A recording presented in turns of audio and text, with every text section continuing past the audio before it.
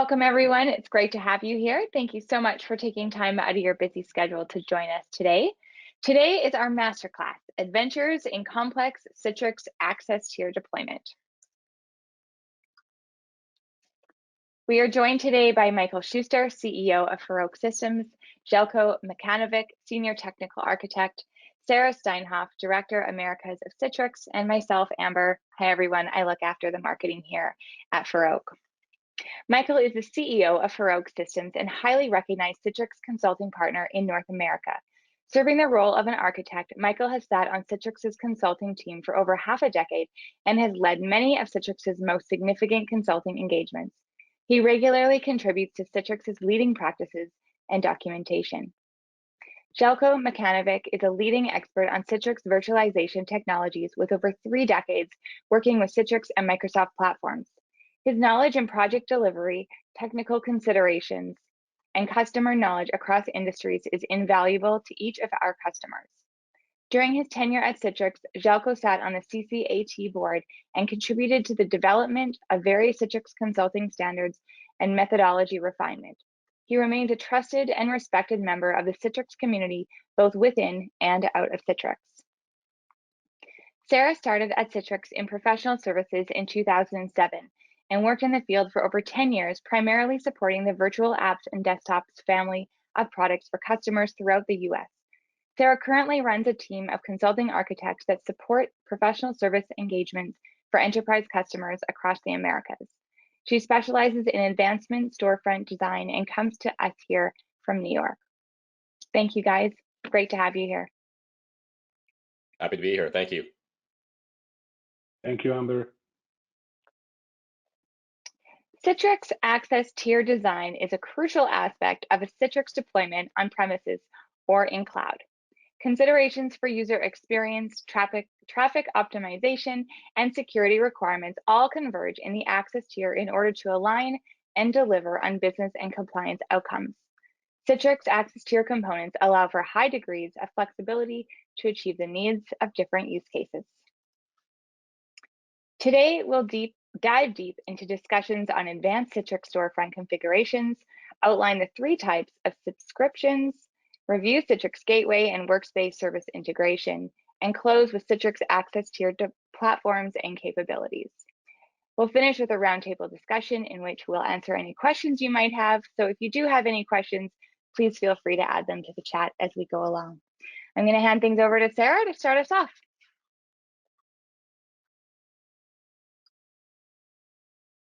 Thanks, Amber. So I guess just taking a quick step back, I know it may seem a little bit strange that in this context of move to cloud services, and of course in the Citrix world, Citrix Cloud, that we are still talking about storefront, which is definitively not a cloud service. But the fact is that a lot of the customers that I work with who are even, moving very aggressively towards Citrix Cloud and virtual apps and desktop service, they're really viewing any change to their access tier as kind of a day 2 or longer term activity. And that's because the access tier and storefront is what your end users see and interact with. So any change to that access tier is immediately end user impactful.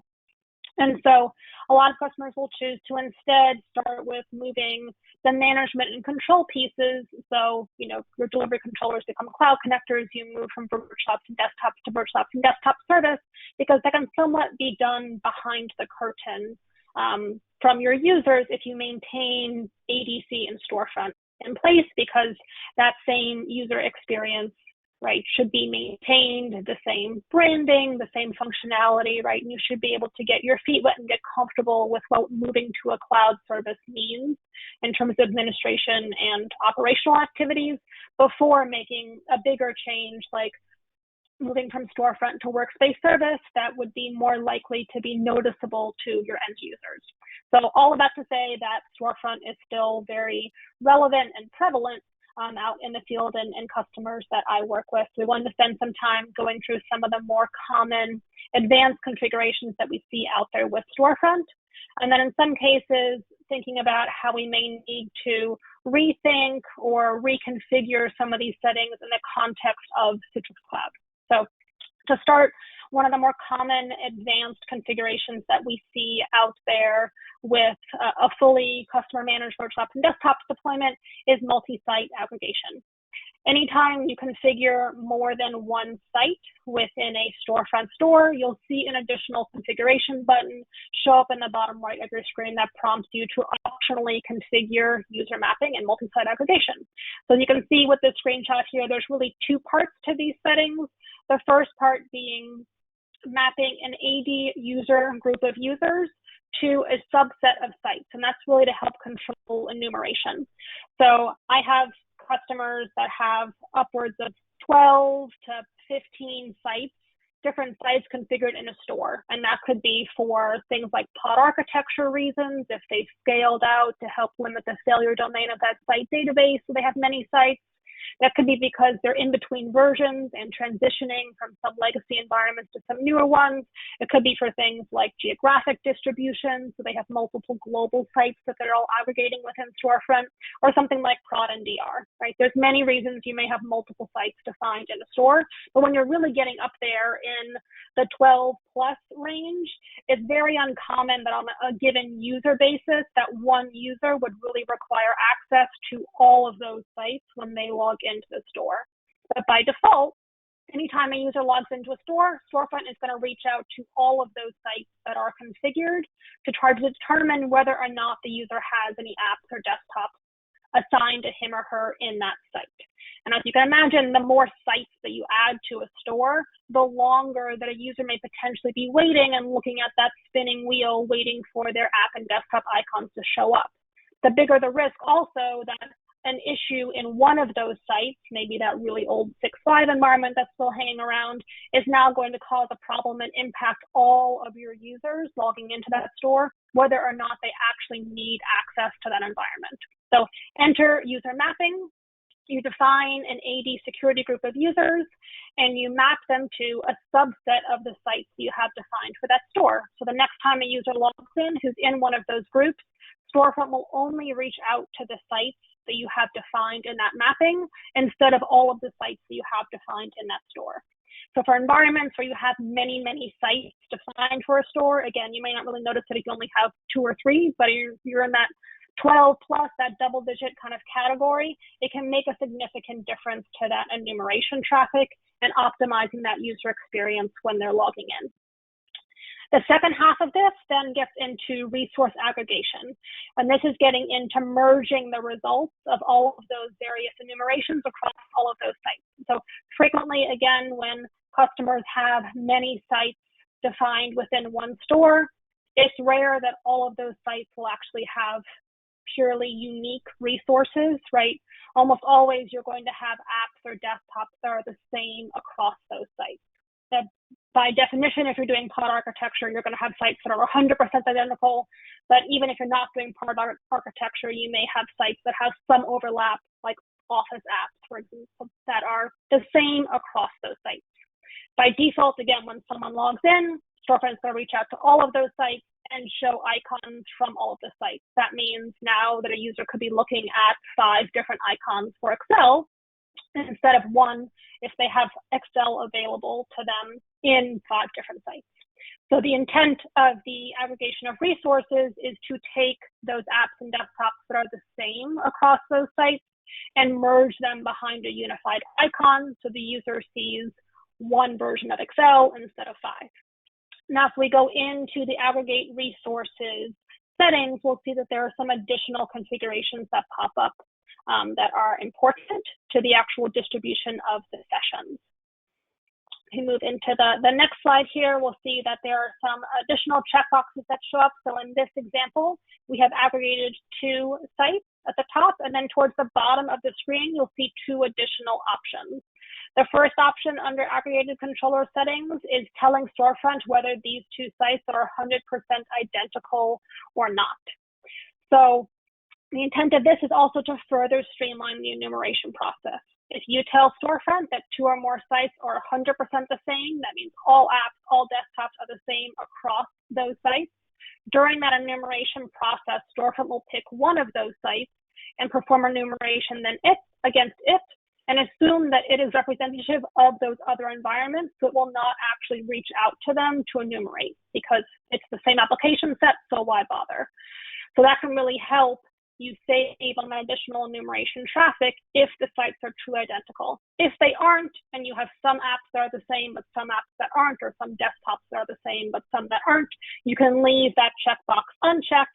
StoreFront will reach out to all of those sites. It will take the apps and desktops that are the same, merge them behind that unified icon, but also show unique resources from each of those sites. The bottom checkbox there under load balancing refers to the actual session launch behavior. So again, for those resources that are available in multiple sites, StoreFront is going to be responsible for determining which site actually handles that launch request when a user clicks that app, because those sites don't talk to each other naturally. So that is StoreFront's job to help determine which site should be handling that new launch request.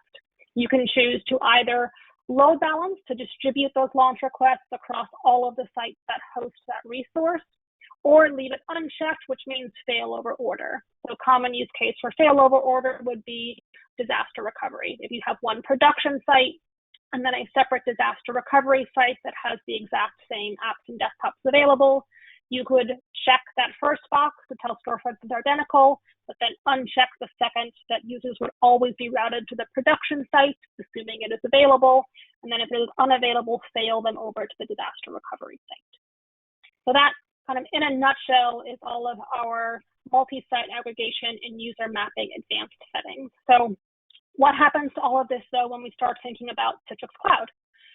Very often when we have customers that have many self-managed virtual apps and desktop sites, and they are transitioning to Citrix Cloud Virtual Apps and Desktop Service, that is inherently means a site consolidation. So very frequently, customers are moving into a single virtual apps and desktop service instance or tenant, or at least has fewer of them than they had sites, which means all of these on-premises sites are being merged in and become zones in a larger virtual apps and desktop service instance or tenant. And it is important that we reflect that architecture within StoreFront. So if you have one virtual apps and desktop service instance or tenant, that should be reflected as one site within StoreFront. A common misconfiguration that I'll see is customers list each of their resource locations or zones as separate sites within StoreFront. What that effectively means is you're enumerating the same site multiple times, because every zone can enumerate resources site-wide, right? It's all going back to that central service instance or central database. So really what we want to be doing is reflecting that site architecture accurately within StoreFront, which means if you have one instance of virtual apps and desktop service, you should have one site listed within StoreFront. And then the cloud connectors across all of those resource locations or zones listed within a consolidated list as shown in the screenshot on the slide there. What that means for our multi-site aggregation settings, though, is because we only have one site now, there really isn't anything to aggregate. So often when we are looking at a full migration to Citrix Cloud, although in the short term, you may be adding in your Citrix Cloud environment as an additional site and consolidating it and aggregating it with your on-prem environments, long term, as you fully transition into virtual apps and desktop service, a lot of these multi-site settings kind of go out the window. And instead, we're going to be a lot more reliant on the zone-based controls that we have within virtual apps and desktop service to provide the same functionality. So something like failover between different locations would be achieved with zone preference, or just load balancing users between multiple locations would be achieved with a delivery group that has catalogs that are members from multiple zones to achieve that load balancing. Together with this, there was a new feature introduced with CU1 for 1912 of StoreFront called the Advanced Health Check. It's available on the web.config file. It's critical to providing StoreFront an accurate view of the membership of all of these apps and desktops to each of these zones. It's critical to local host cache functionality, so you'll see it referenced in any article that you look up about LHC with Citrix Cloud. That's because StoreFront needs to be able to route that launch request accurately in LHC mode to a controller in the same zone as the target resource. So because we have many more zones now, we need that advanced health check to help provide StoreFront that accurate mapping. So all this to say is that although we'll still see a lot of multi-site aggregation kind of here in the short term, longer term as we look at cloud, we're all going to have to get a lot more comfortable with those zone-based controls within virtual apps and desktops to achieve some of this same functionality. With that, I will hand it over to Jelko, who is going to talk about subscriptions. Thank you, Sarah. Really great information. So now this time we want to take a look at StoreFront subscriptions. So StoreFront allows you to save your applications as favorites, and these favorites are actually saved as a database file on each StoreFront server for each store. Having subscription synchronization between stores becomes really very important for anybody that has multiple stores or multiple StoreFront server deployments within a single or across multiple data centers. So as you can see, this becomes a fairly important topic for any size of the client, even though we see this more and more with the enterprise clients with the multiple StoreFront server groups across the multiple data centers. So here are some options that we want to explore to make sure that subscriptions are synchronized. Subscription sharing, this is something I named. I think, I don't even know if we have the official name for the subscription sharing. The second option is the subscription synchronization. And then the last option that we're going to cover here is the SQL-based subscription model. So as we mentioned, the first option here was a subscription sharing. There's a number of reasons any customer can have or may need a multiple source. And in that situation, we really have to make sure that those stores, the subscription data for those stores or favorites are actually synchronized and identical between them within the same StoreFront server group. Subscriptions are part of the store. So we know that it's a subscription services that gets installed with once you install the StoreFront server. So the subscription itself is a part of a store. So in a situation where we have multiple stores, we're going to have multiple subscriptions for a single user if they access. And I'll take an example: internal versus external store. If I access store internally, I may put some favorites when I log in when I use the external access to get my store. I won't see those favorites. In those kind of situations, we have to make sure that the subscription is actually the same. So once we have a single store, once we have a stores within a single StoreFront server group, this becomes fairly easy. All you have to do is edit web.config file, and then make sure to point all of your stores to a single subscription. So for example, I want to use my internal store as a base for all the subscriptions, and I'm going to point my external store or whatever other stores I may have in there. I can point that within a web.config file to internal store file, database file. The second option in the StoreFront subscription is subscription synchronization. In my opinion, at least, I see this as probably the most used option for the StoreFront synchronization. And this gets a little bit more complicated. First of all, we have some prerequisites for this. So the first prerequisite is make sure your store name is the same. If you have a different store names, you may get the really unexpected results. The second option is that whatever you configure within your delivery controllers, you have to have the same configuration across the stores. And the delivery controllers are case sensitive. So make sure that you really cover those two options. And the third option or third prerequisite is if you're doing the aggregated resources. And if you're using the CVAD on site, you most likely will be aggregating multiple resources. Make sure that the name of the aggregation groups used by both stores or multiple stores must match. So your naming convention, very important in the case of the delivery controllers. Also, you have to make sure that they are whatever you put in the managed delivery controllers is the case sensitive. Now let's look about into the synchronization process. The synchronization is always push process, and we need to get this synchronization working. We need to define the schedule, and we need to find the repetition. Since synchronization is always push process, you need to kind of figure out not to push the synchronization data at the same time. So make sure when you're setting up the synchronization and repetition or time interval, whatever you want to call it, whenever you're setting that up, make sure that they don't overlap. Just from the fact that you don't want to spend a lot of time troubleshooting because your subscription gets overwritten and you see some unexpected results. So in short, make sure that your StoreFront server group 1 has a subscription schedule, and then StoreFront server group 2 has another subscription schedule and time interval for your synchronization. Now we're only talking about, and here we only depicted a single store.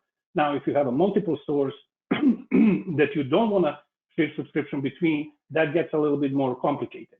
If you can share subscriptions between the multiple stores, fine, you can still do this with a single store, but in a case that you have a multiple stores, you also have to define another schedule for it, and again, make sure they don't overlap. The next option is kind of something that we don't talk a lot about it, but it is available. And I'm going to cover just two options here. When we look it up into our documentation, there is more to read, and you can find it in StoreFront product documentation, really easy and fairly well documented. But again, I don't want to say hidden, but you really have to look for it and find what this means. So now we know we can use the StoreFront SQL servers for your subscription data, and you can use. We do have some published scripts that you can use to establish and create this this subscription model. This is very suitable, or fairly suitable to the organizations that are changing their delivery controllers, they're modifying their subscription data, purging and maintaining, and still want to keep their high availability across StoreFront server groups. Now that we know we can use SQL Server for our subscription models, how do we get into multi-data center configuration? So the multi-data center now, and this is kind of when you have a multiple customers across different data centers. And I like to call it, you know what, subscription synchronization, not my problem anymore. This requires a little bit more advanced SQL administration, and then because we have to synchronize the SQL or subscription data from the SQL database, and as well as the SQL transaction logs across multiple data centers. Again, this is just scratching the surface of StoreFront synchronization. Whatever you pick, and most likely you will be picking one of first two, sharing and synchronization, but I just want to make sure that you know there is a SQL-based subscription model available to use. It's just not being used very, very often. And with this, I'm going to close my talking points and give floor back to Sarah, because she has more interesting things that are coming up. Thanks, everybody. Thanks, Joko. I don't know about more interesting, but I have more things to discuss. So another area that I think we see a lot of confusion is around integrating gateways with StoreFront. There are a lot of settings associated with configuring a gateway within StoreFront, and I frequently see that there is a lot of confusion about how those settings tie back to actual functionality. And what becomes a problem is when something goes wrong, right? So a user logs in, they get a cannot complete your request error message, or they try to launch an application and they get an SSL error. If you don't have a clear understanding of how the settings you have configured within StoreFront are tying back to the underlying functionality, it's hard to know what knobs you need to turn to fix the problem. So I wanted to spend some time going through the gateway settings within StoreFront.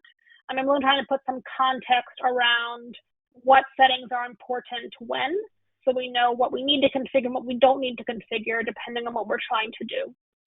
So when you first go to add a gateway within StoreFront, you will see the screen that is shown on the slide. You'll see an initial prompt to define a display name, which is just a friendly name for the gateway, and then the gateway URL. That middle field, that gateway URL, is probably the most critical setting that you will configure when it comes to defining a gateway within StoreFront. And that's because there's really two functions of a gateway in the context of StoreFront. One is for authenticating your users, in which case the gateway is going to attempt pass-through back to StoreFront. And the other is what we call HDX routing or ICA proxy. So that is the gateway performing or acting as a secure proxy for that ICA connection. The gateway can perform either one of these functions or both. This gateway URL is the only setting that applies to both scenarios. So no matter how you're using the gateway, that setting is mandatory. And it's used in two different ways. So starting with authentication, StoreFront will only accept an AG basic single sign-on request from a gateway that it has defined for its store. So how does it know that it's a gateway that is known to it? When Gateway attempts to pass the user back to StoreFront, they also pass the URL that the user is coming in from via an HTTP header.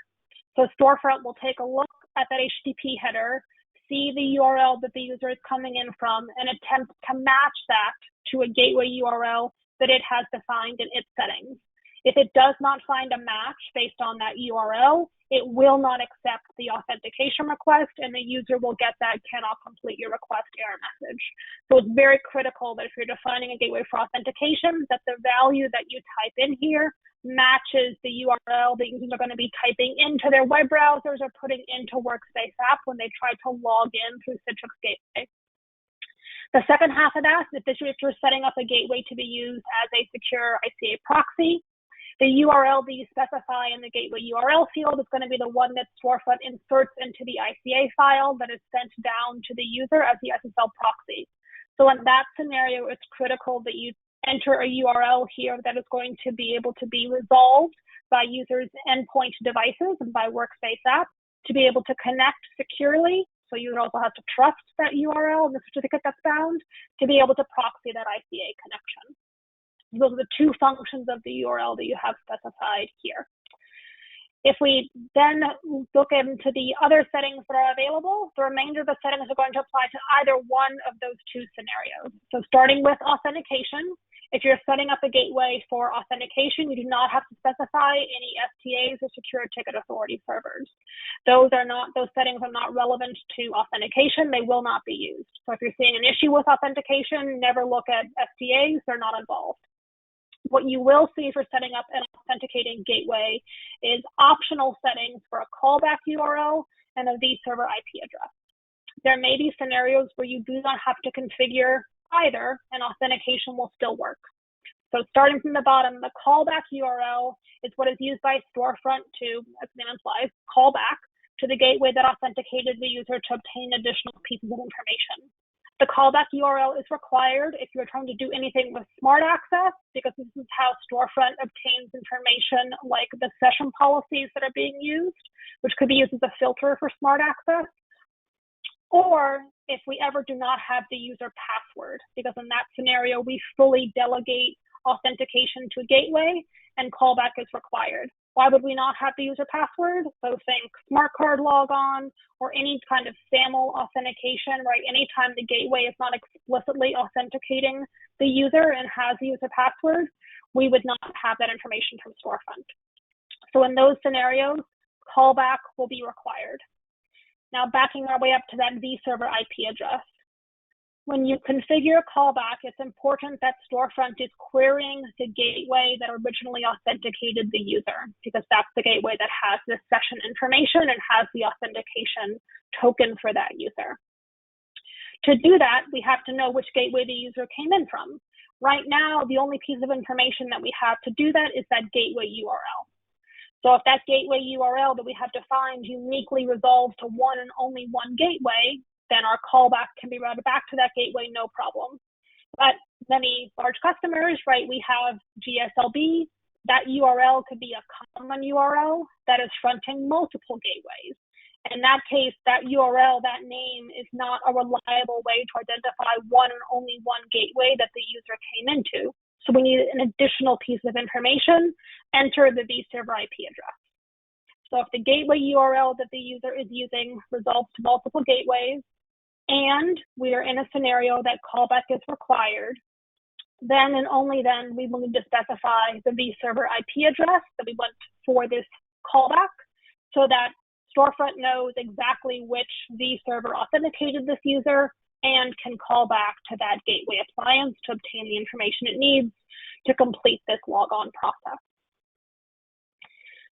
The other half of this then is our secure ICA proxy. In that case, we do need our STA settings, but you would not need anything with callback or vServer IP address. If you're having an issue with ICA launch through a gateway, you should not have to worry about looking at callback or vServer IP or any of that stuff. We're past that. You should be looking at your STA settings.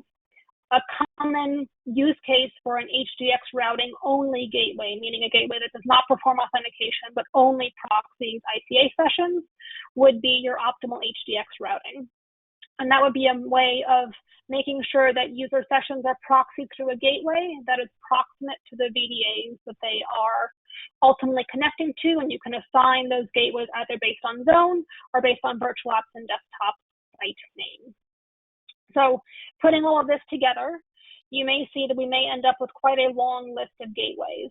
So if we have to use callback and we're using GSLB, we may have multiple gateways defined all with the same name. So in this example here, we have 3 global gateways, one for the US, one for the EU, and one for APJ. You'll see the gateway URL is the same across those first 3 gateways. That's because they're being used for authentication. So we have to specify that URL that users are using. That's that common URL. In this case, that's the www.nsg.com. We have a unique vServer IP address because we have multiple gateways all with the same URL. And we have callback in this case that's unique for each and required based on our scenario. I also want to be able to use optimal HDX routing. And in that case, I need to define a gateway URL that I want to insert into the ICA file. I don't want to just insert that same GSLB address. I want to assert an address that is specific to each of these locations to guarantee that the ICA session is going through a gateway that is proximate to the VDA I'm connecting to. So now I have another 3. So for what behind the scenes is really only 3 gateway vServers, I actually have 6 gateways defined within StoreFront. Scale this out, you could see that you could have many, many gateways that you have to maintain within your StoreFront config. We introduced a kind of hidden parameter, it's PowerShell only, to specify a GSLB URL for a given gateway object within StoreFront. You won't see it referenced in the console, so it won't be visible to you in that config, but if via PowerShell, you'll see that there's an additional GSLB parameter. It's effectively an alternate URL. So it acts as an alternate gateway URL. So if we take those same location-specific addresses and via PowerShell assign that common GSLB URL, that means that StoreFront is going to accept a login that either uses the www address or the US, EU, or AP addresses as authentication. So it allows multiple URLs allows StoreFront to accept requests from multiple URLs for the same gateway object, and can help you streamline the number of gateways that you have to define and manage within StoreFront. So that will net you the list that looks more similar to the bottom half of that screen with just those three. Hopefully that has given you a refresher of what all those gateway settings mean and how they can be configured in StoreFront. And I'm going to hand it off to Michael, who's going to talk a little bit about Workspace Service. All right, thank you very much, Sarah. Appreciate that. So to date now, we've covered some really good ground here on discussing advanced storefront, multi-store, multi-site subscription management, HDX routing, and gateway GSLB topics. And I want to end off our discussions here by reviewing another particularly interesting set of concepts, integrating Citrix ADCs with Citrix Workspace service to augment the capabilities and address potential security compliance requirements that some organizations may have. Citrix Workspace service has long since allowed for the use of customer managed Citrix gateways to handle authentication, and Workspace trusts that authentication by an OAuth configuration that's added to the ADCs to accomplish this. There can be ADCs in a public cloud that are handling this, that the customer is managing, or they can be on-prem. Either works, no problem, as long as the user can reach them. And we use this method to overcome some limitations to authentication extensibility with Workspace service by bringing complex authentication capabilities via N-factor available in Citrix ADC. Many customers do this today with Workspace, and actually we do it at Farouk ourselves to allow SAML IDP switching between different Azure AD tenants to send users off to resources within different resource locations that we have. Something we cannot do natively with one single Citrix Workspace service subscription alone at this time. And we've actually blogged about that recently as well. Another reason for taking this approach would be security requirements or authentication limitations. For example, if you're a customer that still relies on Radius authentication, you've got some on-prem Radius servers, configuring Workspace to authenticate at Gateway will allow you to retain the use of your on-prem Radius servers while still enjoying the benefits of Citrix Workspace service. Or some customers may require endpoint analysis scans or integration with audit logging platforms for full visibility into authentication logs, which authenticating with customer managed Citrix gateways can attain. Now that sounds great to many, however, that model still requires that customers manage and maintain their ADCs, and Citrix is working on addressing this by way of the adaptive authentication service, which is currently in tech preview. And in a nutshell, what adaptive authentication service does is allows customers to provision and configure Citrix managed ADCs, read Citrix managed ADCs, not customer managed ADCs, which are then integrated into Workspace service. Customers do not need to host the Citrix ADCs themselves, and Citrix is responsible for maintaining them. Customers do get access to the Citrix ADCs to configure the authentication flows, and the customers are responsible for making and maintaining those configurations. They're just no longer responsible for maintaining the code base underneath. And this is much like regular customer managed ADCs today, other than not having to manage themselves. And in this way, customers can attain a similar level of capability as if they had their own self-managed ADCs. Adaptive authentication also allows for smart access tagging, which is found in the 13.1 firmware of ADC, which allows for the EPA scan results to be used in the client redirection and delivery group access decision-making. Now, this is not without dependencies, and customers may still be required to purchase ADC VPX licenses and peer the VNet the ADCs are connected to with their own Azure subscription VNet for LDAP and other such services, maybe such as Radius authentication. So these dependencies have not been fully fleshed out yet. They could change, but just wanted to make sure that we identify that potential licensing costs may be incurred in addition to some of the other technical requirements there, but we'll know more once that actually becomes generally available.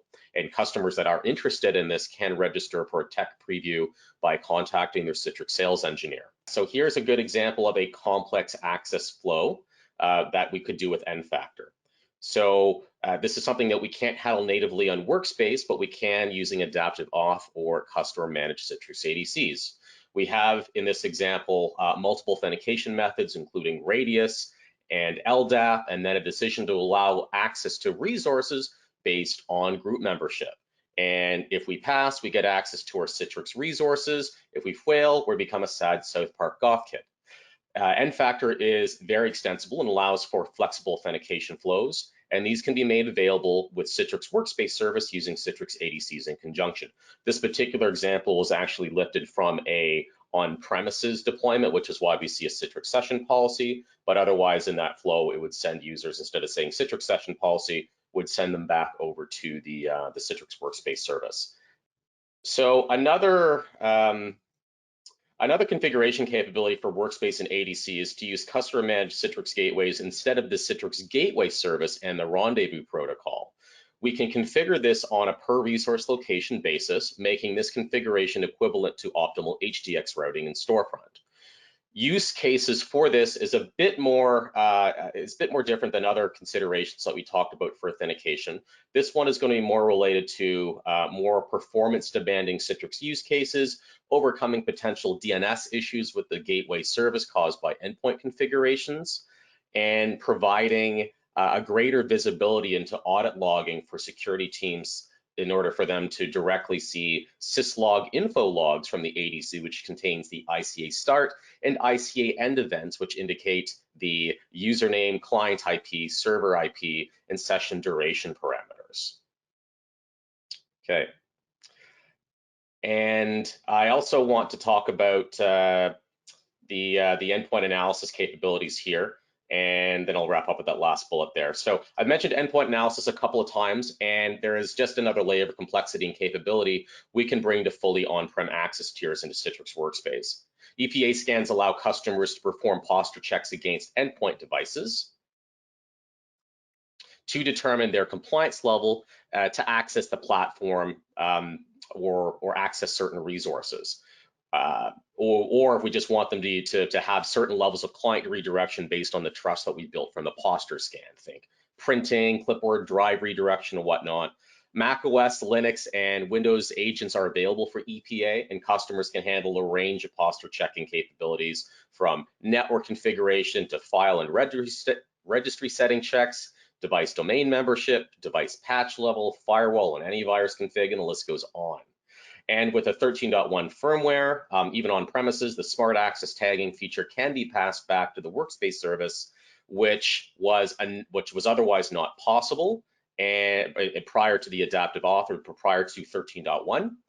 And EPA scans with Workspace was limited to merely pre-authentication pass or fail scans. So the last topic I'm going to touch on here briefly is because, and I'm saying briefly because we'll likely do an entire masterclass on this later this year, and that's the concept of multi-tier Citrix ADC deployments. This is how we accommodate for large-scale Citrix deployments that need to use an ICA proxy, and we can handle this by scaling out MPX or VPX appliances to provide the capacity necessary to handle the platform load. And the reason this is important is for a couple of reasons.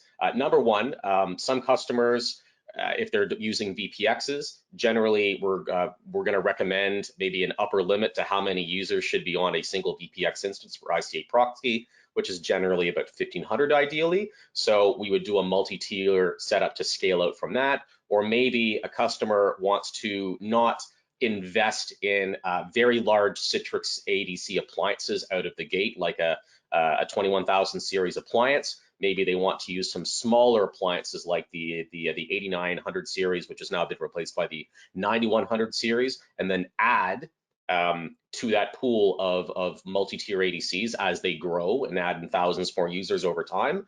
They can do that with a multi-tier strategy as well. And it's very popular for on-prem customers with 10,000 plus users, or in public cloud with customers with several thousand users or more that need to use a customer-managed Citrix ADC to provide the gateway service for HDX proxying. These modes give customers the flexibility to scale their ADCs capacity as they grow while maintaining a performant platform under full load. And with that, I'm going to hand it over to Amber once again to wrap things up for us.